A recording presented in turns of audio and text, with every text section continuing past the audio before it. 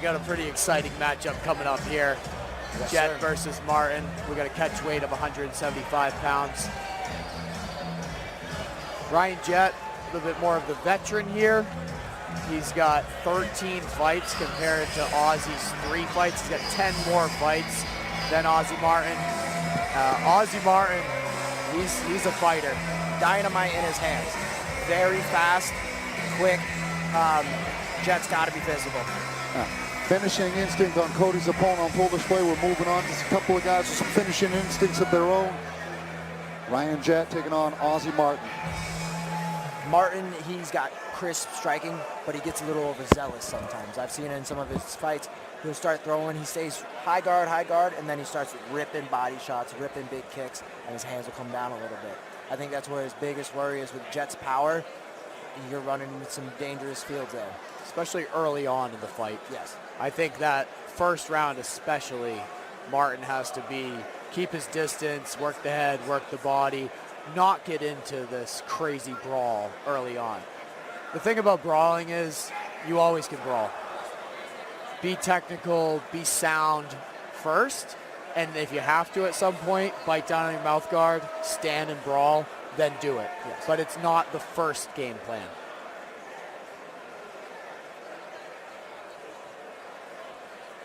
Now, this is another fight on this card where there was a slight weight hiccup. And we'll see how that affects. We've seen it negatively affect some of the other fighters. Ozzy missed weight for this 75-pound catch weight. So how was his camp? How was his diet? Those are things that you got to question. Yes, because when someone misses weight, they're not trying to get some sort of weight advantage. That, I don't think often. Like 1% of the time. Very small percentage, right? What's 3 to 5 pounds really going to do? Unless you're naturally just a much bigger person. You question that. Did someone stop their weight cut earlier than they had to? Or did they truly give it their all? And then that's going to negatively impact them more. Yeah. I think sometimes you never want to miss weight, right? It's part of fighting. It's part of being a professional. You have to make weight. Mistakes happen. He'll move past that. They'll make the adjustments.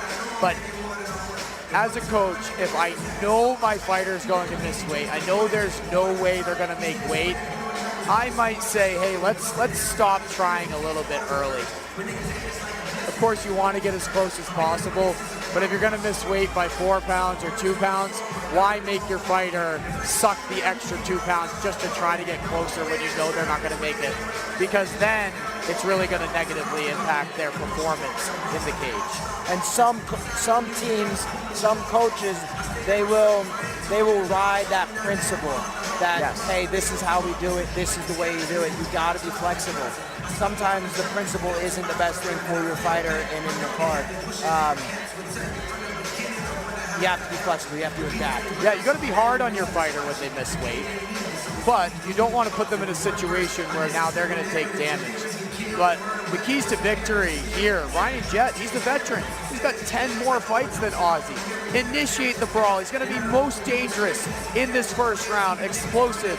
Be physical. Fight forward. Don't give Ozzy time to separate, get his range, start picking those shots. Ryan Jett is going to have the most success in round 1, and I believe if he wins this fight, it has to happen in round number 1. I can see that as well. The physicality, he's bigger than Ozzy. He looks bigger. Ozzy's taller. If he can take it to the ground, Ozzy's been taken down before. Be physical wear on him. Ozzy getting ready to make his walk. I love watching this kid fight. He's very exciting. He's not only 3-0 in MMA, he's competed in Muay Thai. He had a successful boxing match against Miguel Sevicin back in February at MGM. And he shows his capabilities as a striker, right? He can strike Muay Thai, he can strike boxing, and he's a scrappy guy. He's a guy that you can tell loves this, needs this. He's a fighter, not just an athlete, but a fighter. Yeah, there's a difference between a martial artist and a fighter. And you can see the difference in how they fight in the cage. Yeah, Ryan Jett, dangerous with the hands, multi-combat sport athlete. Ozzie Martin, one of the top prospects here. His keys to victory coming out. You know, he's known for his aggression, but against somebody who throws hands like Ryan Jett, defensiveness in the pocket is going to be key for him to sit and throw those counters.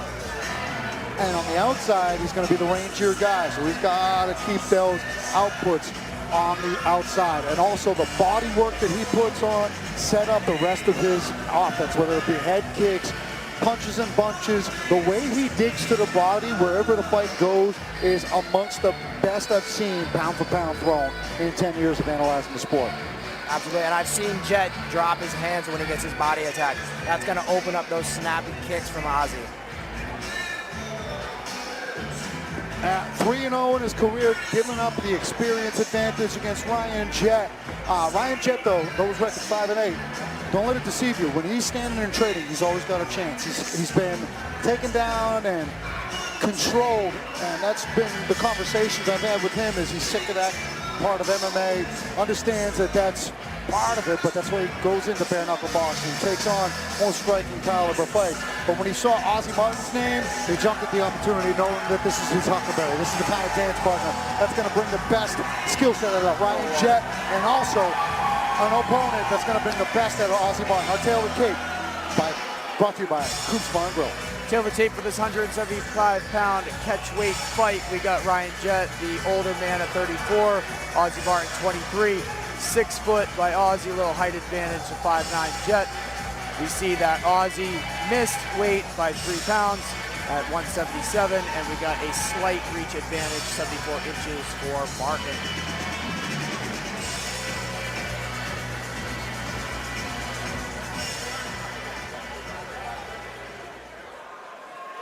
Ladies and gentlemen, prepare yourselves for the next fight of the evening, brought to you by R.J. Olson Plumbing and Heating. And now, for a professional catchweight fight, scheduled for 3 rounds, 5 minutes apiece. Introducing to you first, in the red corner, the record of 5-8. He stands 5'9" tall, and he weighed in at 174 pounds. Representing Gym O Martial Arts from Charlotte, North Carolina, make some noise for Ryan Jett!